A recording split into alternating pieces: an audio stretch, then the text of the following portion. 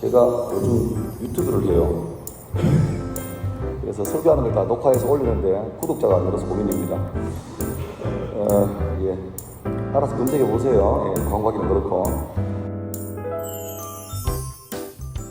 제목을 한번 따라합시다. 질문 받는 인생이 되라. 시작. 사회적 거리를 참 잘 유지하셨네요. 심하게. 혹시 여러분 중에 그 미술 전공하신 분 있습니까? 한번 손 들어보시고요. 미술. 아무도 없습니까? 네, 다행입니다. 좀 아는 척이 더 되겠네요. 가끔 그림을 보다 보면 그림 제목이 무제, 제목 없음 그런 게 있습니다. 제목도 당황스럽지만 도대체 이게 무슨 그림인지 모를 때가 많아요. 인물 하나, 정물 하나, 풍경 하나 이런 것들은 그림을 잘 그렸잖아요. 뭔 소린지 알겠고. 근데 어떤 그림들은 그냥 큰 종이에다가 유치원생이 낙서해 놓은 것 같아요. 대충 물감 이렇게 툭 던져놓고 제목도 희한해요. 무제 45-7 뭐 이렇게 적어놨어요. 그럼 이게 뭘 그런지도 모르겠고 작가가 의도한 게 뭔지도 모르겠는데 이런 말도 해요. 작가의 의도는 제 의도가 중요하지 않고 보시는 여러분의 의도가 중요합니다. 본대로 느끼세요. 그걸 왜 그래요? 소위 그런 그림이 추상화죠. 추상화의 대표적인 화가 중에 한 사람이 우리가 잘 아는 사람 중에 피카소가 있을 겁니다. 피카소. 그러니까 피카소는 큐비즘이라는 새로운 장르를 개척한 사람인데 본래 추상화 화가가 아니었죠. 그는 그림을 천재적으로 잘 그리는 화가였습니다. 근데 피카소의 대표작 가운데 하나가 황소연작이라는 게 있습니다. 그러니까 그냥 스케치한 그림인데요. 황소를 한 9마리인가 12마리인가를 그려놨는데 처음에는 그냥 황소 그림이에요. 자세한 그 데생같이. 근데 다음 그림에는 뭔가 좀 허전해요. 마지막 그림에는 황소인지, 그러니까 황소인 듯 황소 아닌 황소 같은 것만 남습니다. 그러니까 선만 몇 개 꺼놔요. 근데 신기한 게 그 그림은 누가 봐도 황소예요. 그러니까 맨 처음 그림은 아주 자세하게 스케치하고 또 명암도 넣고 뿔도 자세히 그리고 디테일하게 황소를 그리는데 맨 마지막 그림에는 디테일도 없고 선만 쭉쭉쭉쭉 꺼놨는데 그게 황소예요.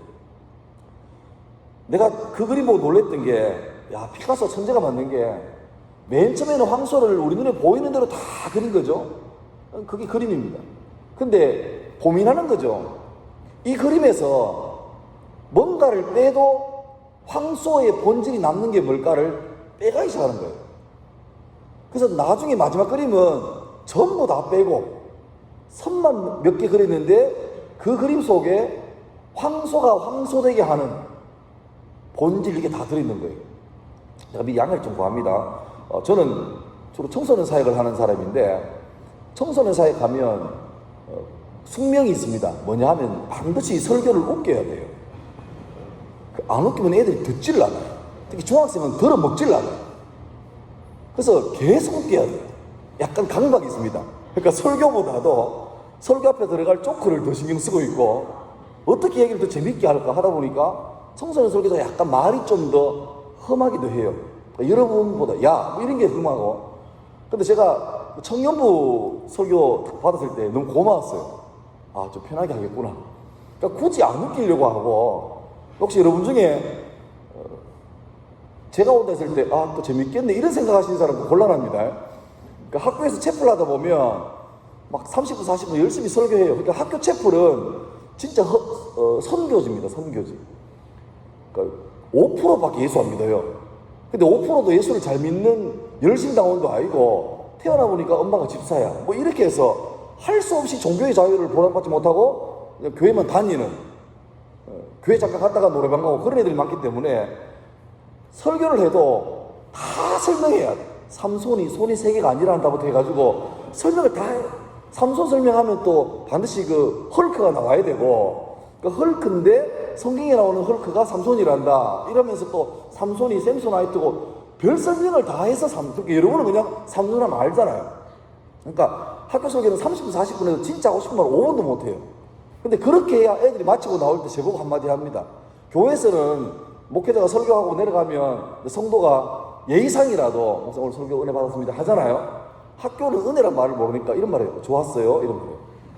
오늘 괜찮았어요. 오늘 목사님 좋았어요. 준비 좀 하셨네요. 이 단식으로 싸가지 없이 말을 해요. 그러니까 그런 부담이 있었는데 청년부 설교하면 좀 더 욕심이 있는 게 이제 좀 나도 나이가 큰 50 다 돼가는데 계속 애들한테 우리 큰애가 대학 1학년이에요. 근데 계속 애들 앞에 가서 여러분 안녕하세요 이거긴 나도 좀 쪽팔리고 나도 좀 이제 고상하게 멋있게 아카데믹하게 여러분 이 헬라어로 이렇게 하고 싶은데 할 기회가 없었는데 마침 청년부라 그래서 좀 기분 좋게 왔습니다. 근데 지금 제 느낌은 약간 노선을 변경해야 될 것 같아요. 고민스럽습니다. 마스크 끼니까 힘들죠? 말도 안 하잖아요, 아무도. 저도 힘들어요. 지금 이제 수련회가 막히니까 전부 다 이런 식이에요. 주일날 청소년부 예배, 청년부 예배 드리는 타이밍에 강사를 불러서 이렇게 집회식으로 한다. 근데 문제는 뭐냐니까 아니 대한민국의 어느 목사가 주일날 청년부 예배 시간에 자기 부서 안 하고 시간이 비는 사람이 없잖아요. 그러니까 저는 블루오션을 잡은 거예요. 저는 법무부 협동목사를 했지만 교회에서 부서 맡은 거 없습니다. 저희 담임 목사님께서 손 목사 너는 청소년 사역하는 사람이니까 어디 나가서 어느 교회 다닙니까? 그럴 때 예, 법무부의 성도입니다. 그게 좀 뭐 하니까 협동목사라고 이름을 줄 테니까 쓰고 다니라. 저도 좋죠. 예전에는 어느 교회 다닙니까? 예, 법무부의 성도입니다. 맡은 부서는 그냥 예배만 드립니다. 참 부끄러웠는데 2년 전부터 이제 협동목사라는 직을 허락하셔서 다니는데 그러니까 저는 주일날 지금 제가 법무부에 안 간 지가 한 달 넘었습니다. 그리고 9월 셋째 주까지 본교에 못 갑니다. 계속 이렇게 예배가 있습니다. 그러니까 저는 지금 횡재했죠. 물 들어서 노져요. 근데 하여튼 이런 단계인데 여러분도 생소하고 저도 생소하고 금요일부터 금토 저녁에 집회했었고 오늘 아침에도 저 대구 동신교회 청소년부 예배 드리고 왔는데 해보니까 뭔 차이가 있냐니까 일단 수련회를 안 하고 교회에서 하니까 여러분 마음속에 긴장감과 기대감이 없어요. 늘 익숙한 교회니까. 그리고 또 하나 마스크가 참 오묘한 게 완벽한 립싱크가 되잖아요. 자, 다 한번 주여 부르 기도하겠습니다. 주여 내 혼자예요. 주여 하면 내 혼자 하고 있어요. 내 혼자. 이게 그러니까 좀 연속되는 집회는 좀 나은데 쉽지 않아요. 여러분도 마찬가지죠. 저도 학교에서 이제 방학했습니다만은 수업할 때 가능하면 좀 이렇게 헐렁헐렁한 그 덴탈 마스크 쓰고 수업 들어가요. 1시간 수업하고 제방에 오면 저는 감사하게 학교에서 따로 방 서는 사람이 몇 명 없잖아요. 혼자 방 서는 사람이. 교장 밖에 없죠. 혼자 방 서는 사람. 근데 저는 교목실을 혼자 씁니다. 감사하게 수업 마쳐 제 방에 들어오면 마스크를 벗어요.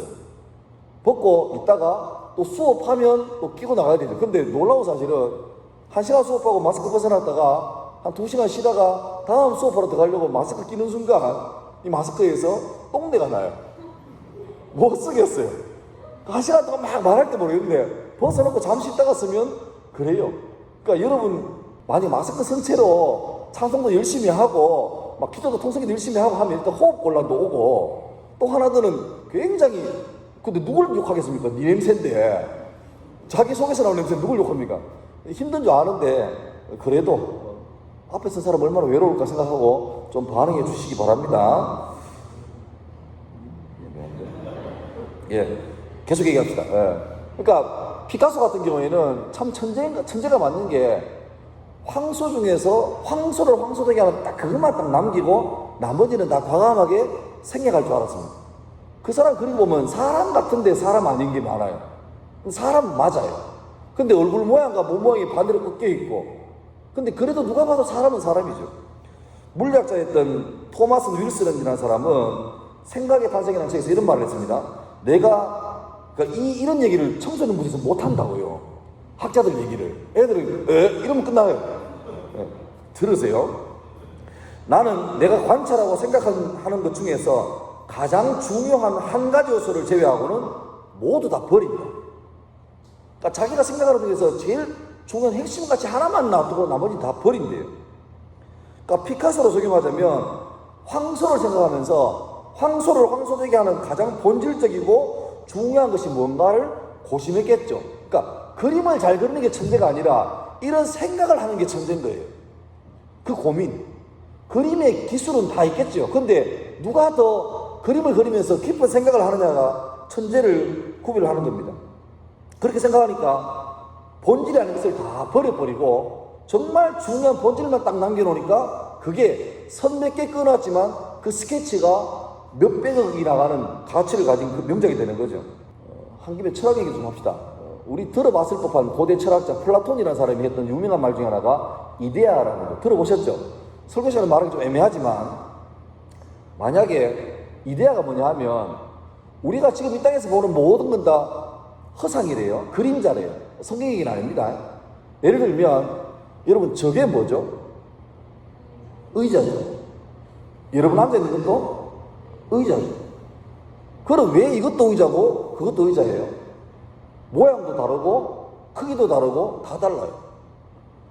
벤치도 의자고 낚시터에 가서 접이식으로 앉는 것도 의자라 그래요. 이상하게 다 달라요. 재질도 다르고 다 다른데 사람들은 그걸 다 의자라고 하는데 별로 의심을 안 해요. 이까지는 사실이죠. 그러니까 플라톤이라는 사람이 천재인 게 생각을 했겠죠. 왜 그럴까? 왜 그럴까? 이 사람의 생각은 뭐냐니까 이데아라는 가장 이상적인 세계가 있는데 거기에 의자에 진짜 오리지널 의자가 있다. 근데 사람들은 그걸 모르고 이 땅에 살면서 옛날 추억이 희미한 거예요. 희미한 거예요. 희한하게 플라톤이라는 사람은 불교처럼 환생을 주장한 사람, 환생. 그러니까 거기 있다가 있을 때는 알았는데 넘어오면서 다 잊어버리고 기억만 남았어요. 그래서 그 기억 속에 아른한 이데아를 잊어버리고 닮은 것은 다 의자라고 말한대요. 그럴싸하죠. 그러니까 플라톤이 말한 거는 우리가 이 땅의 건 전부 다 허상이니까 그림자니까 여기에 목매지 말고 고개를 돌려서 진짜 본질을 바라보자라고까지 주장했어요. 미켈란젤로라는 유명한 조각가가 우리가 다 아는 조각상 그 데이비드상 알죠? 다윗이 빠가벗고 있는 부끄러운 그림. 근데 그게 되게 큰 그림, 어마어마하게 큰 그림이에요. 한 4, 5m 되는 큰 그림이에요. 근데 그 조각할 때 유명한 일화가 있잖아요. 어마어마하게 질 좋은 대리석을 딱 구해놓고 미켈란젤로라는 대조각가에게 맡기면서 다윗을 좀 조각하십시오. 부탁했는데 미켈란젤로가 이상한 행동을 합니다. 그 어마어마한 큰 대리석 원석을 딱 놔두고 조각 안 해요. 계속 이렇게 보고 있어요. 하루 종일 이렇게 보고 있다가 퇴근하고 그 다음날 와서 또 보고 있어요. 며칠 계속 보고 이제 드디어 때가 되니까 갑자기 조각하기 시작하는데 조각 시작하니까 막 일사천리로 막 하는 거예요. 그래서 우리가 그림으로 보고 있는 그 웅대한 정말 디테일한 살아있는 듯한 그 다윗의 조각이 나온 거죠. 물어봤대요. 왜 그러냐고. 미켈란젤로가 왜 며칠의 시간을 두고 가만히 응시만 했냐니까 미켈란젤로는 그 대리석 조각 안에 갇혀있는 다윗을 보고 싶었대요. 볼 보면서 혼자 얘기하는 거죠. 다윗 어딨니? 너 뭐하고 있니? 어떤 모습이니? 계속 본 거예요. 그래서 며칠 동안 그렇게 고민하고 관찰하고 응시한 다음에 드디어 대리석 안에 갇혀있는 다윗의 형상이 보여진 거겠죠? 그때부터 일이 쉬운 게 이 대리석 조각에서 다윗이 아닌 부분을 빼가면 되는 거예요. 다 쳐내면 돼요. 쳐내고 나니까 그 돌덩어리 속에서 역동적으로 숨어있는 다윗이 고스란히 나온 거죠. 그러니까 위대한 사람은 항상 본질에 집중하고 본질에 탐구했습니다. 원고 없는 얘기지만 지금 이 세계를 이끌어가는 사람들도 예를 들면 그 아이폰의 조상이 누굽니까 그 사람? 예, 잡스. 잡스 같은 경우에도 자기 아들한테 아이폰 안 준 거 알죠? 잡스 자기 아들한테 스마트폰 안 줬습니다. 그리고 스티브 잡스나 또 페이스북에 막 주크버크 같은 사람은 독특한 일가가 있습니다. 아침에 일어나서 우리로 말하면 묵상을 해요. 명상을 해요. 그래서 뭐 하냐? 그 바쁜 사람이 뭐 하냐니까 따로 시간 내서 오늘 하루를 어떻게 살까? 내가 해야 될 일이 이만큼 있는데 이 중에서 내가 집중할 일은 뭐고 좀 걸러도 될 게 뭔가를 고민한대요. 하니까 열심히 사는데 많은 사람이 헷갈리는 게 열심히 살았는데 남는 게 없다. 이런 고민하잖아요. 허무하다. 여러분 이제 지나온 얘기지만 여러분 중고등학교 때 학교 성적에 은혜를 받았습니까? 저주를 받았습니까? 대충 다 우리는 은혜를 잘 못 받아요. 근데 열심히 안 했습니까? 열심히 해요. 내가 학교에서 보니까 공부를 하는 애들하고 안 하는 애들하고 차이가 몇 개 나요. 일단 아예 공부를 접은 애들은 일단 갈로 바뀌어요. 걔들은 그냥 놔둬요. 학교 오시는 게 놀러 급식 먹으러 오니까 놔두고, 문제는 열심히 하는데도 성적이 안 되는 애가 있어요. 정말 성실한데 성실성하는 끝장나는데 성적이 안 나와요. 불쌍하리 많지. 근데 어떤 애는 놀 거 다 놀고 뭐 이러는데 시험 앞두고 자습 줘도 얘는 늘 놀아요. 근데 시험 치면 걔가 그냥 고정으로 그냥 탁탑을 하는 거예요. 차이를 보니까 몇 개가 있는데 그 중에 하나가 시험 기간 딱 다가오면 지혜로운 공부 잘하는 애들은 스케줄을 짜요. 먼저 소위 그 학습 노트를 짜요. 그래서 언제부터 언제까지 뭐하고 해서 이 계획대로 실행했는지 안 했는지 체크리스트를 만들죠. 그 뒤로 하는 거예요. 근데 안 그런 애들은 열심히는 해. 일단 보면 공부 좀 잘하는 애들은 책상이 깨끗해요. 왜? 그 시간에 할 게 정해져 있거든. 지금 영어 한다? 그러면 영어책만 딱 놔두고 해요. 근데 안 그런 애들은 일단 책을 쌓아놔요. 막 쌓아놓고 수학 막 한 5분 풀다가 안 되겠어, 영어 해야지. 영어 풀다가 다시 수학 할까? 열심히 해요. 최선을 다하고 여러 과목을 보는데 아무것도 정리가 안 되죠. 그러니까 먼저 좀 집중해서 본질을 탐구하는 사람은 뭔가 다르죠. 자, 이제 우리 얘기합시다. 그리스도인은, 여러분, 그리스도인을 그리스도인 되게 하는 가장 본질적인 그 무엇은 무엇일까요? 마음속으로 얘기해 보세요.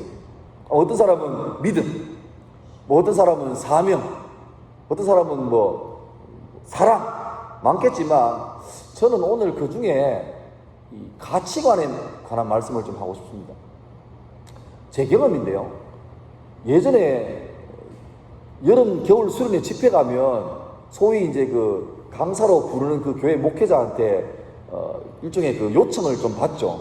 목사님, 이번 주제는 뭐입니다. 그래서 요쪽에 좀 말씀을 해주면 감사하겠습니다. 그러면 그렇게 준비해요. 계획이 있으니까. 근데 그때는 대부분 다 뭐냐 하니까 꼭 여름, 겨울 수련회 때 예수님을 인격적으로 영접하는 기회로 많이 삼았어요. 아마 지금도 많이 있고요. 그러니까 그런 부탁을 받으면 약간 부담은 돼요. 왜냐니까 이게 사람의 힘으로 되는 게 아니거든요. 예수를 믿는 게 불 꺼놓고 스트링 소리 깔고 띠르링 하고 막 여러분 이런다고 되는 게 아니잖아요. 근데 많이 그래 왔었어요. 이때까지는. 중고등학교 때 수련회 가가지고 촛불 들고 어머님 효자가 되겠습니다 그거 하고 수련회 가서 불 꺼놓고 쬐 하고 차이가 있어야 되는데 잘못해버리면 차이 없어요. 그냥 감정만 계속 건드리는 거예요. 여러분 그렇잖아요. 불 꺼놓고 막 계속 앞에서 설교자가 이러면 회개하세요? 그러면 내가 죄를 지었나? 생각하면 죄가 몇 개 나와요. 그래서 회개를 쿨하게 지금 잘못했네요 이러려고 하는데 갑자기 설교자가 막 십자가를 생각하래. 십자가를 네 때문에 내가 죽인 적이 없는 것 같은데 주님 피를 흘렸다는 거야. 그래서 막 앞에 예수님 사진 보여주면서 막 나를 꼬라보고 있고 막 내 너를 위하여 몸 주고 피 주지만 너는 뭘 주느냐 이러니까 막 미안하기도 하고. 그래서 그때 강박이 뭐냐니까 수련회 가서 무조건 뭐 해야 돼요? 기도에 가서 뭐 해야 돼요? 울어야 돼요. 울어야 성공하는 거예요. 안 울면 은혜 받지 못한 거예요. 그러니까 여러 가지 폐단이 많잖아요. 자기는 태어나보니까 모태신앙인데 진짜 아무것도 못해요. 믿음도 없고 믿을 마음도 없어요. 근데 효도 차원에서 교회 다니고 있는 거죠. 근데 교회가 참 재밌어요. 건전하고 좋고. 근데 수련회는 정말 좋죠. 여러분 겨우 회비 2만원 3만원 내고 2박 3일 동안 밥 얻어먹는 게 가능한 일입니까? 택도 없어요. 또 가면 재밌게 하잖아요. 뭐 수영장도 있고 막 레크레이션도 하고. 딱 하나 걸리는 게 뭐죠? 밤 집회예요. 이것만 잘 넘기면 되는데 문제는 보통 때는 설렁설렁 넘어갔어요. 설교 길어봐야 1시간이고 기도에 길어봐야 30분이고 그렇잖아요. 또 웃기는 게 그게 있습니다. 나도 불만인데 수련회 가면 설교 막 한 다음에 기도해요. 할 때는 막 강하게 막 쉽게 말하면 울려요. 막 회개하세요 해요.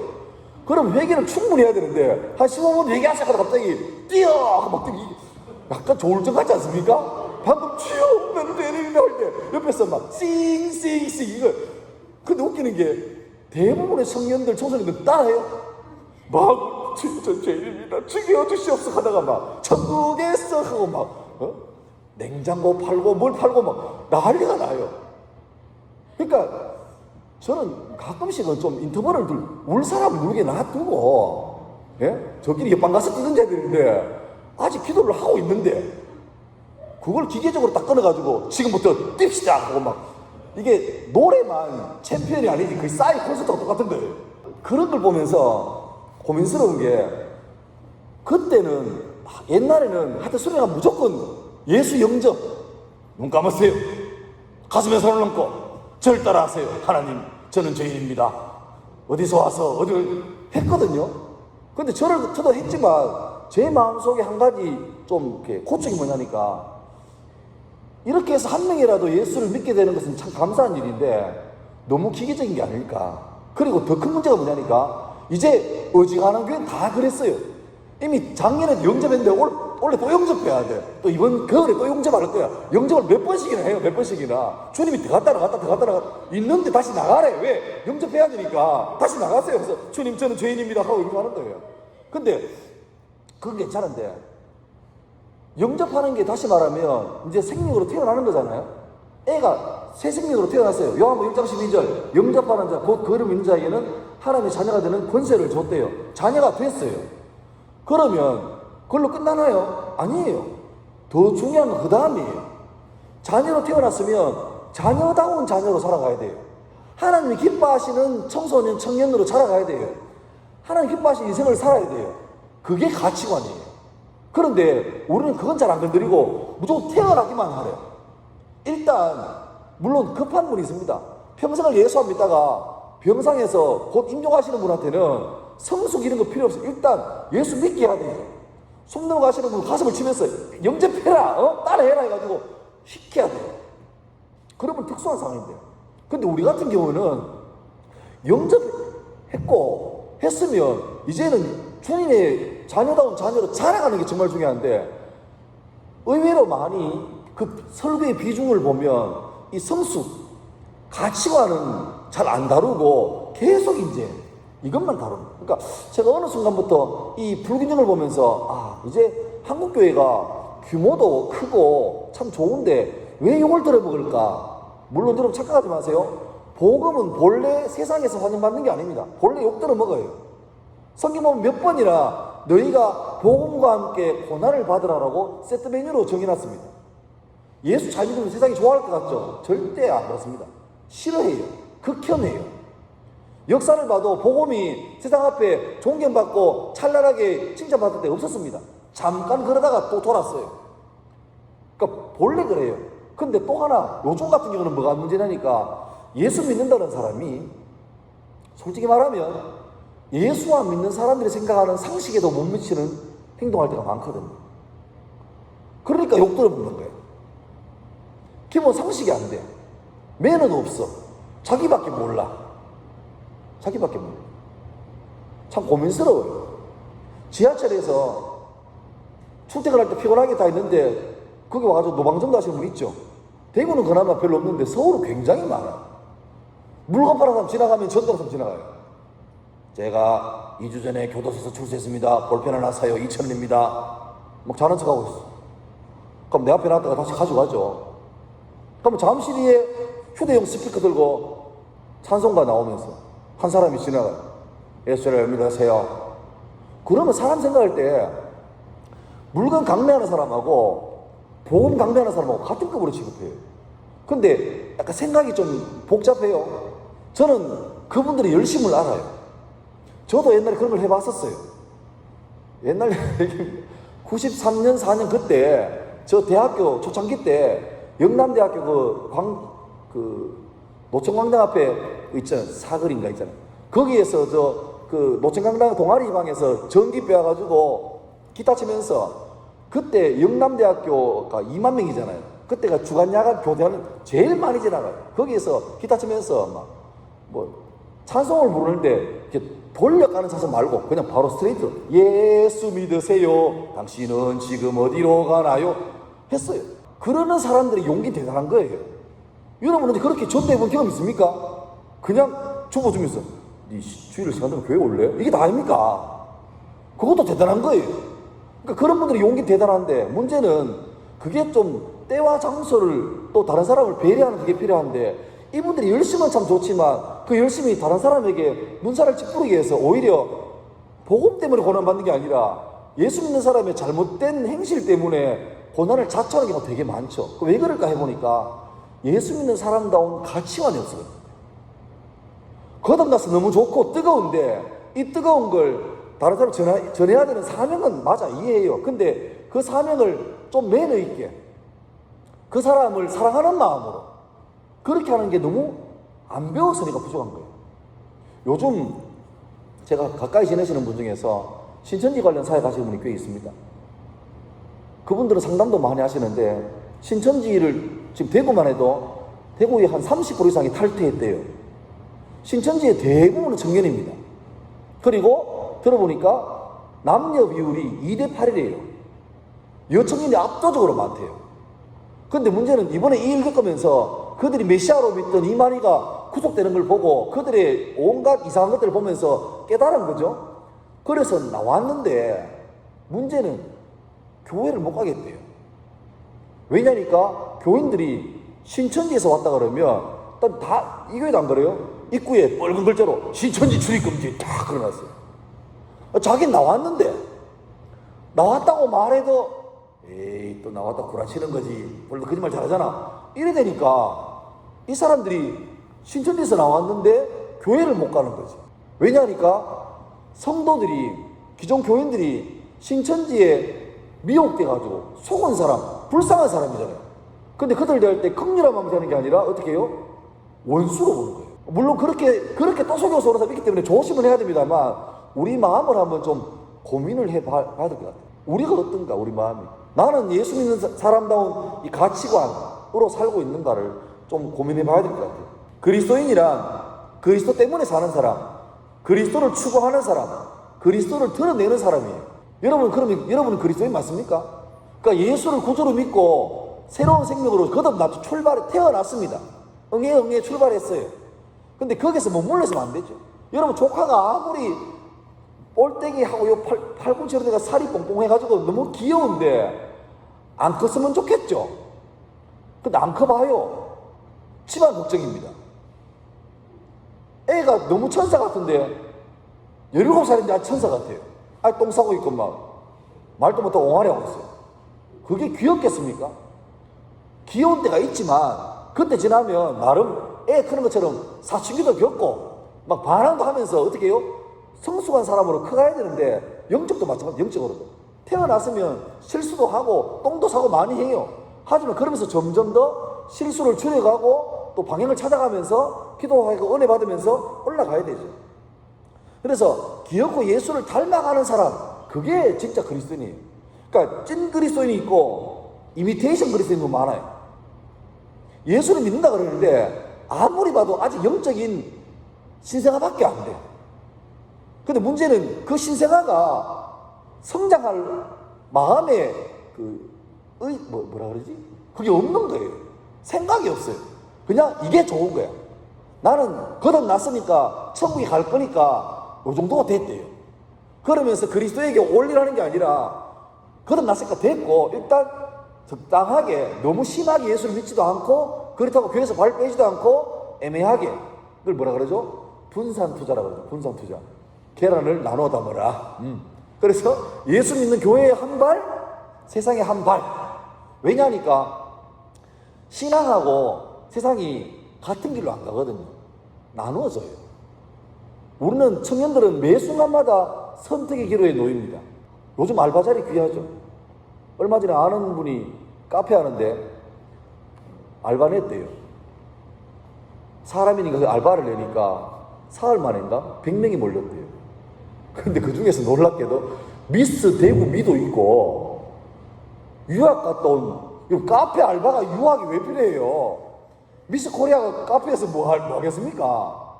근데 어쩌든 간에 한번 해보려고 그 시급 8,750원이니까 그거 해보려고 100명이 모였다는 거예요. 이런 어려울 때 집안에서도 알바도 못하고 있는데 막 엄마 아빠가 눈치를 주고 니는 뭐 돈 까먹는 돈벌레가 하고 있는데 너무너무 괜찮은 알바 자리가 났어. 사장이 미쳤어. 시급을 15,000원 주겠대. 그런데 주일이야. 애매해. 그것도 여러분에게 뭐예요? 선택을 강요하게 돼요. 근데 선택을 하는 그 선택을 보면 그 사람의 가치관을 알아요. 예수 믿는다 그러는데 하나님께서 성경에서 말씀하신 것들을 안 지킨다. 그러면 그 사람의 가치관은 예수 안 믿는 사람의 가치관이에요. 그 선택이 자기를 만들고 그 선택이 자기가 어떤 사람인가를 증명하는 겁니다. 세상은 자꾸 우리의 그 포커싱을 흐리게 해요. 불안하게 해요. 청년들 힘들죠? 청소년 보고 꿈이 뭐냐 물으면 없대. 옛날에 뭐라 했습니다. 꿈이 왜 없냐고. 요즘은 인정해요. 없는 게 아니라 아직 발견하지 못한 거다. 근데 이건 최근에 청년까지 올라왔어요. 모든 다는 그렇지만 상당히 많은 경우가 대학 지나갈 때 자기의 적성에 따라 주님이 주신 달란트 따라 가는 게 아니라 성적 따라 가죠. 그러니까 대학 공부가 배울수록 재밌는 게 아니라 돈 아까워요. 4학년 되면 캠퍼스에 없고 전부 다 공무원 학원에 다 있습니다. 내 꿈은 9급이래요.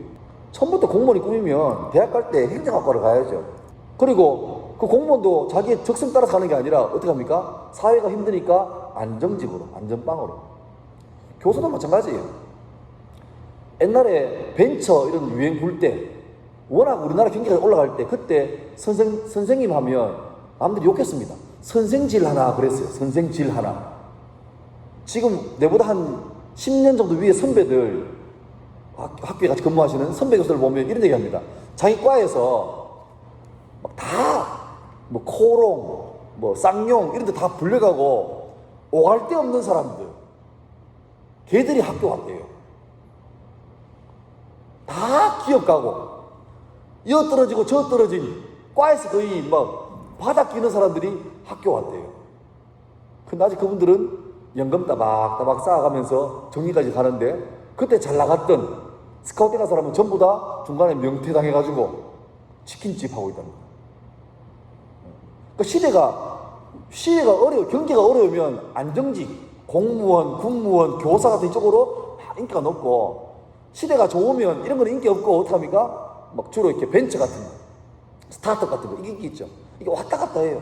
그러니까 여러분은 그 속에 살고 있는데 특히 그 중에 여러분들은 그 와중에 살면서도 예수 믿는 사람이에요.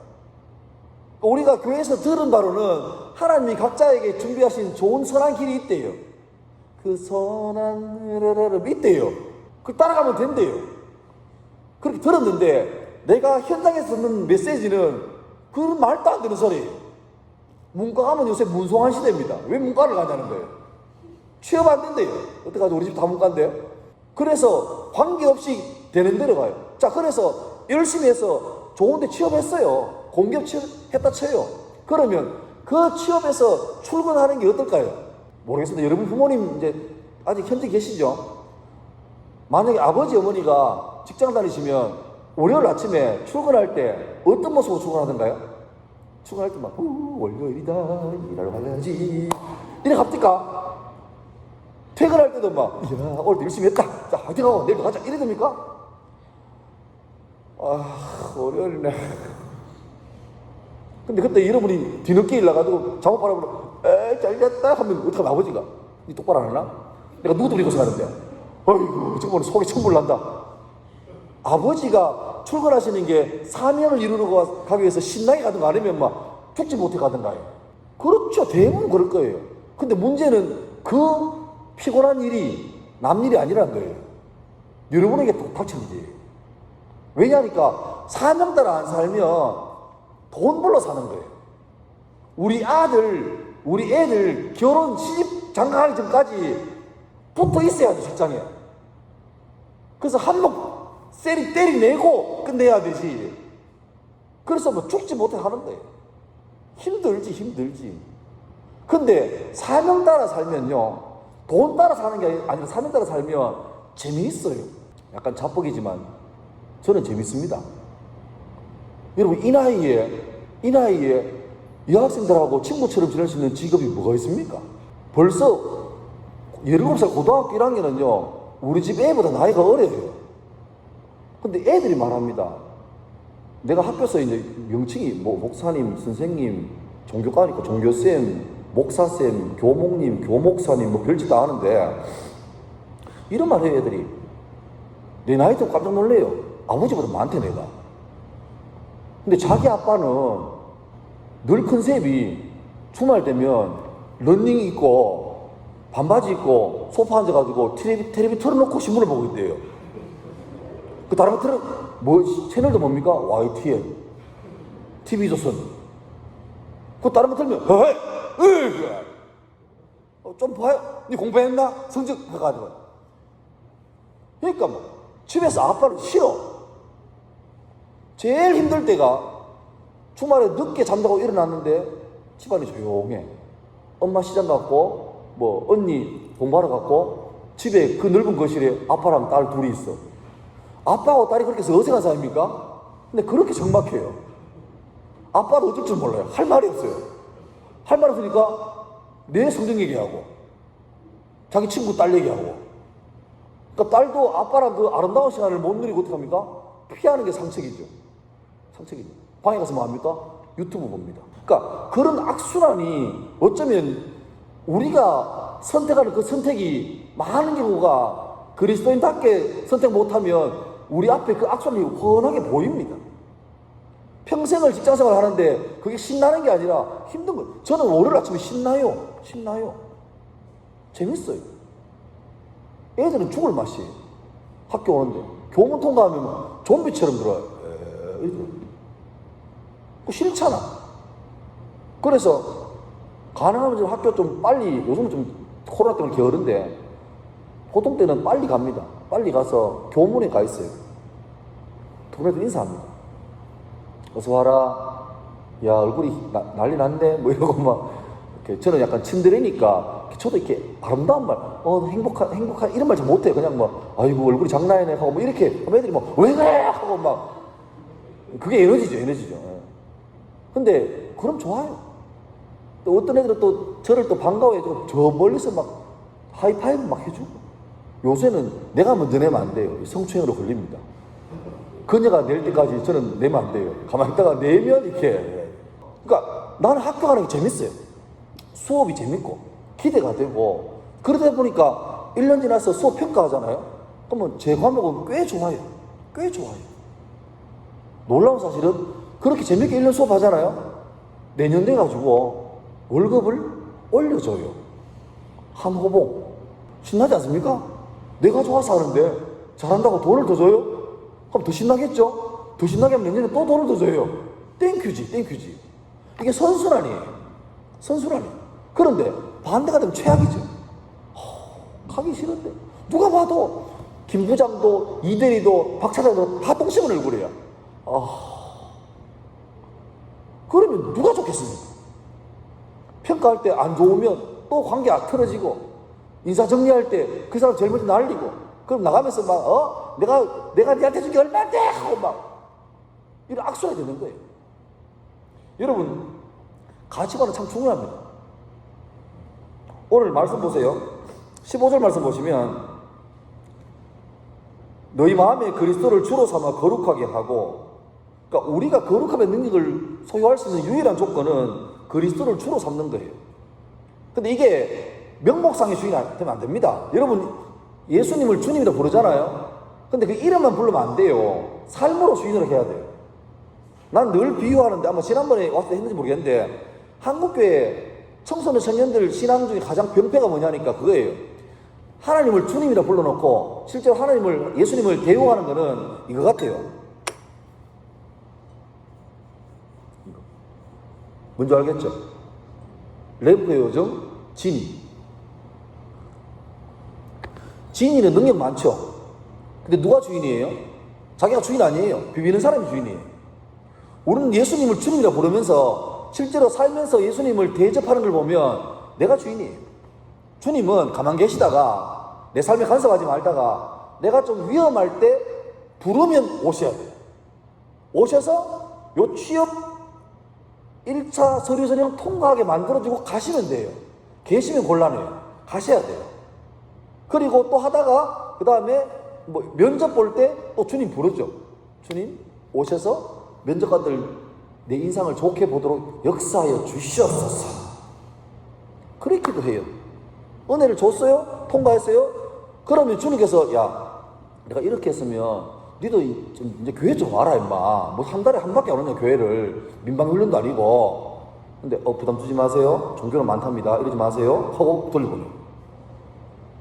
삶의 중요한 순간마다 내 힘으로 안 될 때 주님을 찾긴 찾는데 문제는 찾는 이유가 요 잘 통과해서 더 잘 돼서 주님께 온전하게 내가 헌신하고자 하는 게 아니라 일단 당면한 문제를 넘기기 위해서 주님을 찾는 거예요. 그러면 차라리 주님을 주님이라 부르지 말고 진이라 부르든지 시리아라고 부르든지 그렇게 해야 되는데 여전히 주님이라 불러요. 주님 이런 말 안 하겠습니까? 야 주님이라 그러면 좀 주님 대접을 하든지 좀 제대로 해라 그러겠습니까? 자, 그 다음 말씀 보세요. 너희 속에 있는 소망에 관한 이유를 묻는 자에게 대답할 것을 항상 준비하되. 오늘 요 말씀 하고 싶었어요. 너희 속에 있는 소망에 관한 이유를 묻는 자에게 대답할 것을 항상 준비하되. 이 말은 뭐냐니까 우리 속에 예수 믿는 사람은 좀 다르게 사는 사람이거든요. 남들 볼 때는 좀 또라이 같아요. 무모해요. 요즘 그쪽이 아니야. 트렌드가 이게 아니거든. 그쪽 가면 위험해. 전망이 없으라고 말하는데 예수 믿는 사람은 전망이 중요한 게 아니라 주님 내게 준 달란트, 은사를 중요한 거죠. 그걸로 가는 거예요. 그럼 남들이 위험하다 그래요. 전망 없다 그래요. 그래도 가요. 그러면 남들은 저거 교회 너무 미친 듯이 믿더니만 돌았다고 말해요. 근데 그때 우리 마음속에 두려움 없이 확신이 있어야 돼요. 누가 진짜인가 봐라. 결국 끝을 맞추시는 분은 하나님이다. 이게 믿음이잖아요. 이 믿음으로 살아야 돼요. 그럼 처음에 애들이 막 이게 왜 그러냐고 또라이냐고 광기자 되지 말라고 막 욕을 하지. 근데 그런데 불구하고 흔들리고 계속 살다 보면 점점 다르게 사는 삶이 드러나니까 나중에는 처음에 우리한테 비난하고 했던 애들이 와서 물어요. 니는 도대체 뭘 믿고 그래 사냐고. 그렇게 물어와요. 그게 그리스도인 청년들의 목적이 되는 거예요.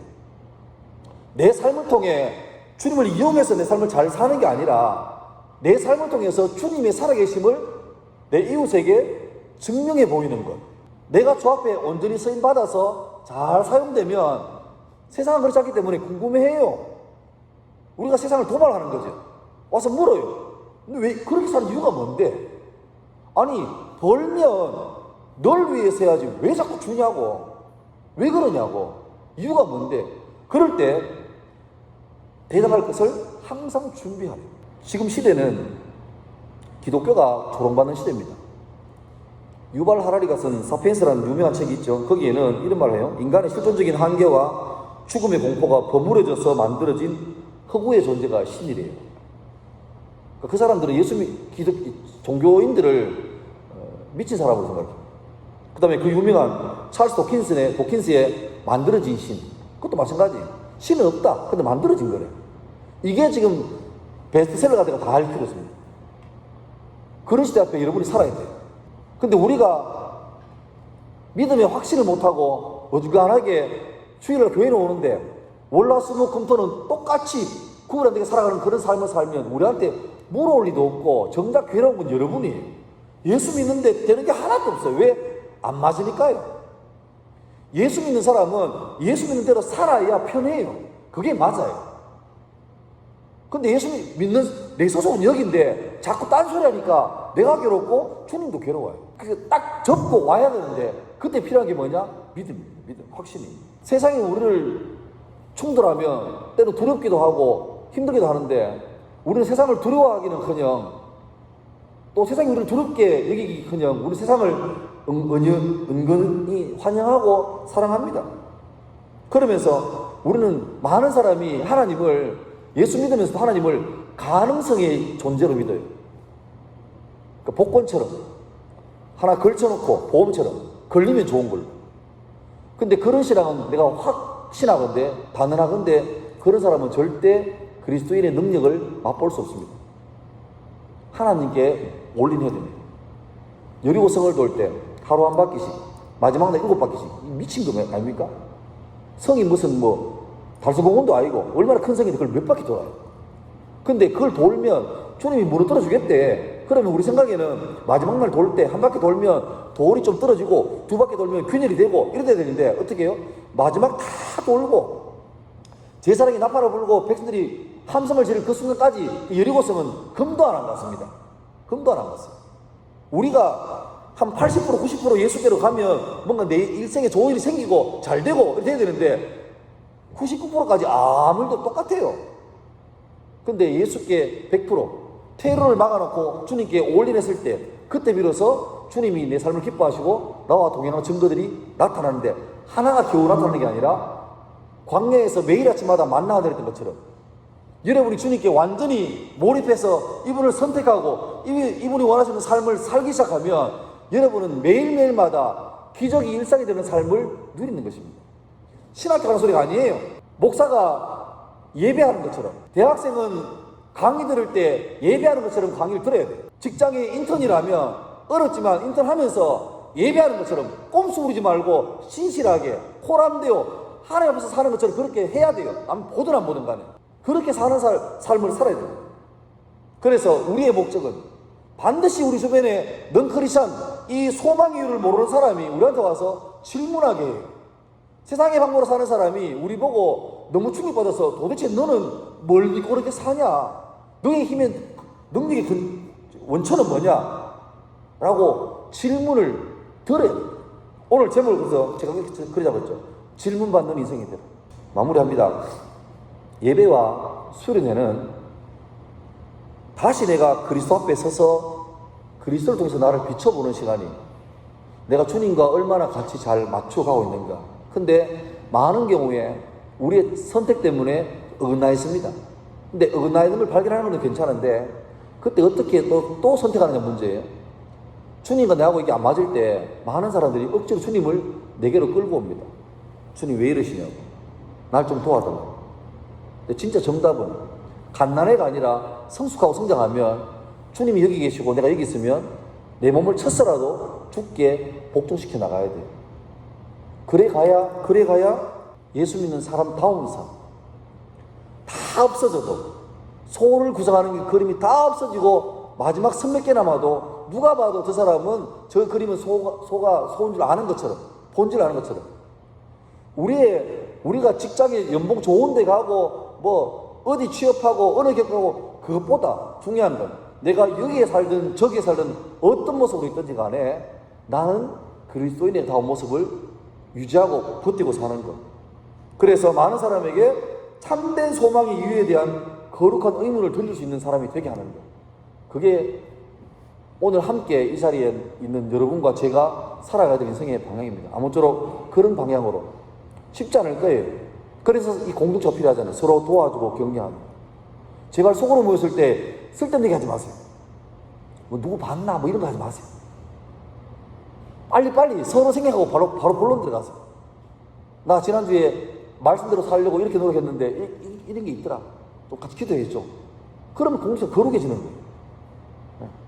아무쪼록 이 귀한 교회 청년부가 숫자에 많고 적음 각자 형편에 좋고 나쁨을 떠나서 한 사람 한 사람이 그리스도인을 그리스도인답게 하는 그 선명한 방향성을 잘 유지하고 살 수 있는 여러분 될 수 있기를 주의 이름으로 축원합니다.